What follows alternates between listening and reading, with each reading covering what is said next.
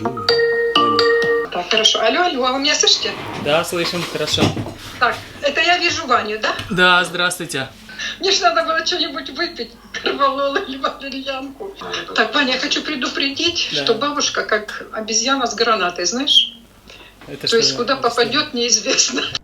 Ваня, можно я сейчас спрошу, пока можно еще?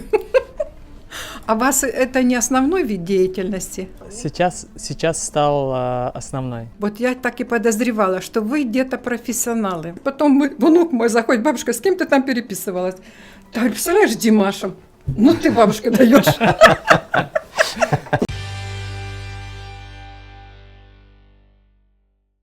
А нам как к вам обращаться? Бабушка Люба прям можно обращаться? Ну, вы знаете, я вот привыкла, бабушка Люба, если Ага. это вам удобно. Нам а вообще удобно. меня зовут Любовь Валентиновна. Любовь Валентиновна. А у нас уже все же идет, да? Да, А, уже идет запись. Ну, тогда я, во-первых, хочу начать, что вы сегодня невероятно красиво по-весеннему выглядите. Бабушка Люба. Здравствуйте еще раз. Добро пожаловать в гости на канал Алга Петербург. Мы очень рады вас видеть и поздравляем вас с весной. Спасибо. Здравствуйте, ребята. Чтоб не сглазили, видите, я булавку нацепила. А то вдруг вы меня захвалите. Еще у меня оберег вот такой украинский, видите? Это мне дети привезли с Западной Украины, со Львова. Очень красиво. Поэтому я его иногда одеваю как украшение, но они сказали, что это оберег. Так что можете говорить комплименты, и они на меня не повлияют с плохой стороны. А вы знаете, я вот всегда, когда смотрел ваши реакции, ваши видео, меня интересовал один вопрос. Насколько удобно вам в вашем кресле фирменном? Оно такое классное, и мне всегда хотелось в нем посидеть. Кресло, конечно, красивое, и оно внука моего, Санечки. Вот, но мы когда вдвоем проводим съемки, он другое кресло ставит. Ну, а если я одна, то, конечно, я тут А кресло само удобное вообще? очень. Оно, вот видите, двигается, как вот туда-сюда двигается. Но иногда, понимаете, я в нем двигаюсь.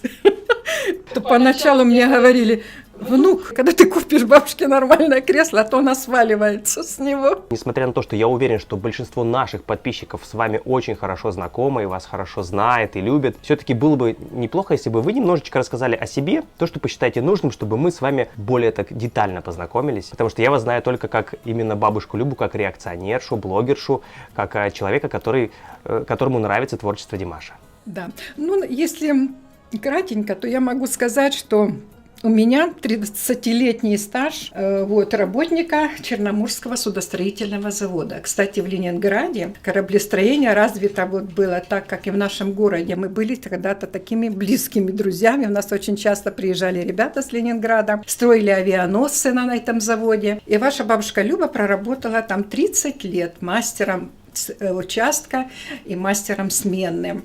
После 30-летнего стажа я пошла в бизнес, потому как завод начал разваливаться.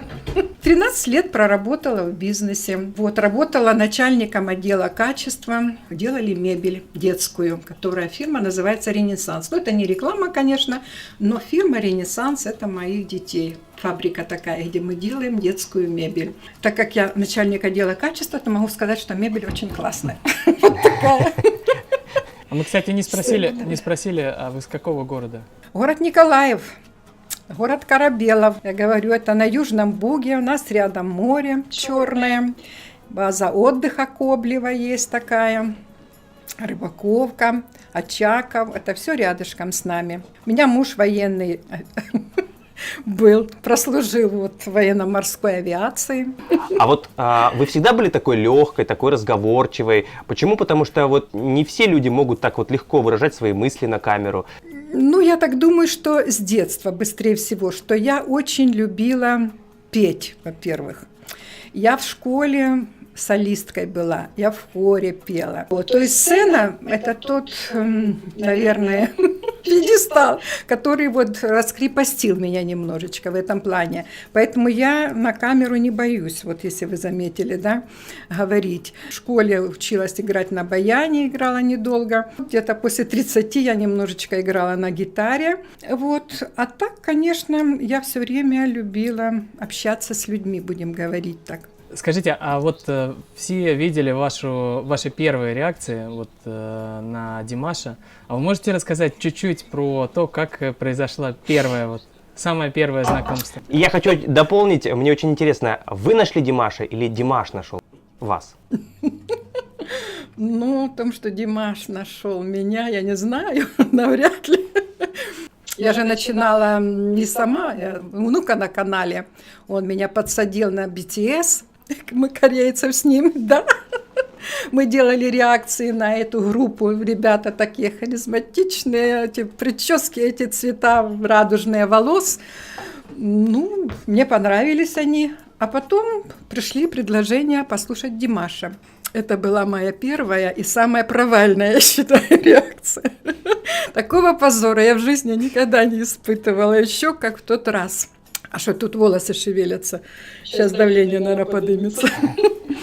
Вы знаете, я на тот период, вот у меня была душевная травма. Я не буду вдаваться в подробности, но мне настолько было тогда, вот там камень лежал у меня на сердце и в душе, что я вот не знала, как я переживу. Я думала, что я до конца жизни буду с ним идти, вот с этим тяжестью, с этой. И когда я услышала эту песню, ребята, ой, представляете? Это придется, наверное, переключиться. Придется шукать, наверное, валерьянку или корвалол. Это все нормально. Мне в голове что-то стучит прямо. Короче, ребята, вы нашли мое больное место? Короче, я когда начала слушать эту песню, во-первых, узнала, что ее написал Игорь Крутой. А Игорь Крутой, вы знаете, я его долго не слышала вот перед этим. Ну, сразу любили песни. А потом, когда у нас развал пошел, когда у нас закрыли все каналы, когда я вообще интернета не знала, не потому что закрыли, просто я не вникала. А тут вдруг через интернет я услышала об Крутом, и когда я узнала, что это песня, я думала, что она новая, понимаете? Оказывается, она была не новой. А она, ее уже все давно слышали и знали, что она уже, прилично Лара Фабиан ее пела. Для меня она была новой, и я это тут же выпалила, что она новая песня. И второе, то, что я, конечно, вникла в этот смысл, в эту музыку, в эти звуки, и, как говорят, Остапа понесло. Вот понесло в полном смысле слова. Я выдала вот то, что у меня вот там все накопилось. Вот то, что у меня там вот так сжимало меня, оно все выплеснулось. И я, вы знаете, я когда закончилась съемка, я не поняла, о чем даже я говорила. Когда внук меня включил, я думаю, боже, неужели это я наговорила сколько? Говорю, Саша, это нельзя показывать. Это ни в коем случае нельзя показывать. Но оно пошло в эфир, это все дело. Дети были удивлены, что пошло сколько много просмотров, как и внук. Я тоже, конечно, очень удивилась, но было столько комментариев, ребята. Сколько комментариев. Я в тот день себе заработала кучу хейтеров, вот такую, наверное, у вас такого не было. Причем от Диарс. Они настолько были возмущены, что я сказала, да, хороший мальчик, с хорошим голосом, у него хорошее будущее. И ничего не сказала о голосе самом. Только, вы же понимаете, о чем я говорю, я болела о том, что там внутри было в меня. Мне, видимо, надо было это выплеснуть. И все. И потом, конечно, эти комментарии пришлось отключить. Ну, а в вашем случае, вы же потом много реакций сняли, и я так понимаю, что волна хейта должна была уже схлынуть. Да, вы знаете, вот все-таки вот Диарс, они настолько другие, вот настолько они другие люди, вы себе даже не представляете, особенно вот с Казахстана. Там даже вот те, кто, может быть, не Диарс, а просто уважительно относятся к творчеству Димаша, они настолько меня поддержали, что я даже была настолько удивлена, думаю, боже мой, ведь они с пониманием отнеслись, понимаете, они поняли, что это у меня был оттуда крик души моей. Это я не делала реакцию, я просто высказала то, что у меня внутри накипело, понимаете, и меня это очень порадовало. Я уже, как говорится, я не смогла больше не заниматься вот казахской музыкой. И для меня, вы знаете, вначале было, наверное, важнее еще не только услышать музыку, а еще отзывы услышать, увидеть эти слова, вот эти благодарности. Для меня, для бабушки, которая вот никогда не слышала ничего такого вот хорошего, может быть, много не слышала того, что хотелось бы услышать. Вот. И тут вдруг вот такие пошли красивые, хорошие, успокаивающие вот отзывы. Поэтому спасибо народу Казахстана, спасибо. Бабушка Люба, скажите, Вы наблюдаете, наверное, за другими реакционерами? Есть, может, какой-нибудь, за кем постоянно следите, любимчик, может, какой-то? Ну, вы знаете, я вот подписана на некоторых же даже ребят, но вы знаете, пусть у вас корона не вырастет, но я вас люблю больше всех вот именно с вот именно с блогеров, вот реакционеров и людей, которые вот полностью выкладываются во время эфира. И вы знаете, вы не просто готовите, вы профессионально это готовите, что мне очень нравится. Поэтому вы считаете, что вы мои любимчики. Я вас люблю.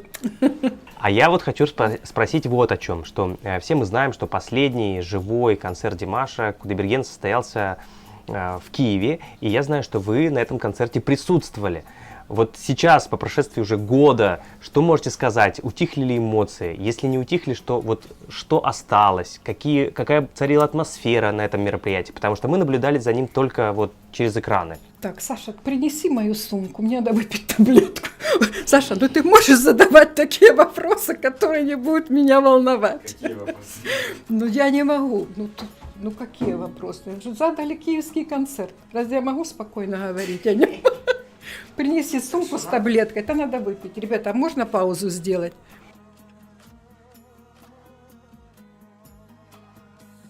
Ну что, поехали, концерт. Вот концерт, это, ребята, все.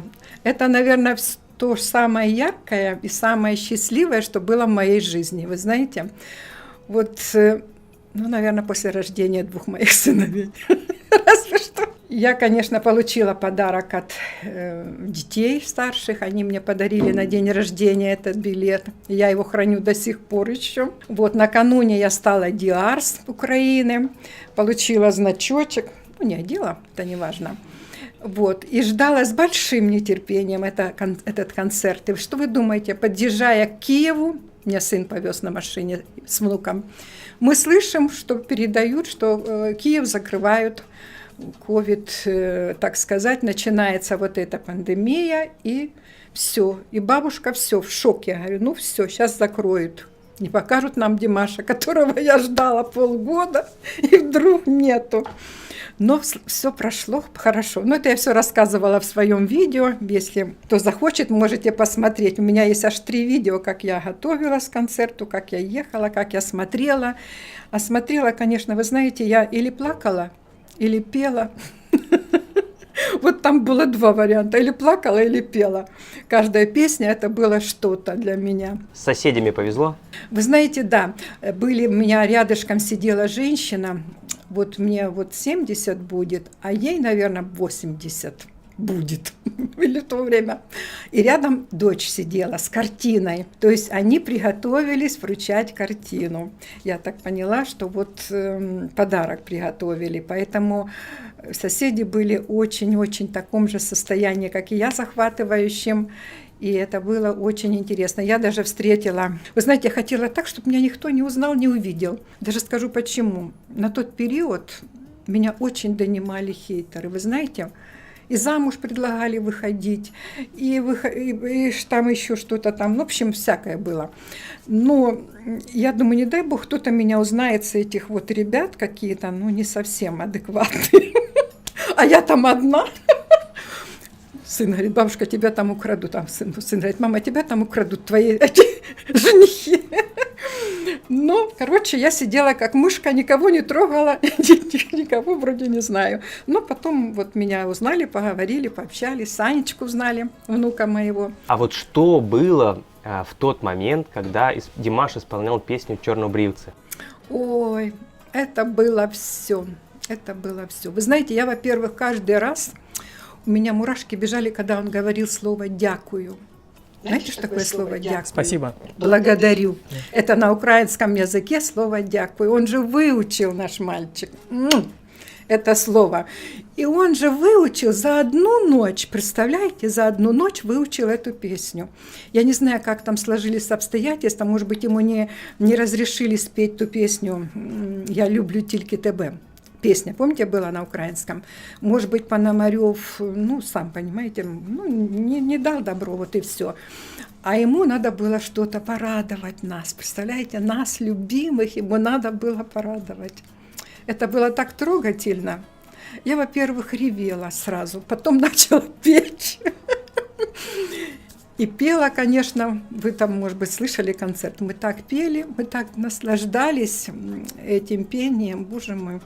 Спасибо. Бабушка Люба, а у нас еще есть такая рубрика, когда наш гость может задать любой вопрос, а мы должны ответить.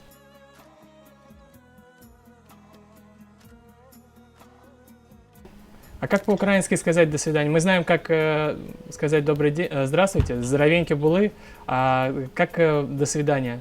А до свидания будет «до побачення». До побачення, мои хорошие. Да, до побачення.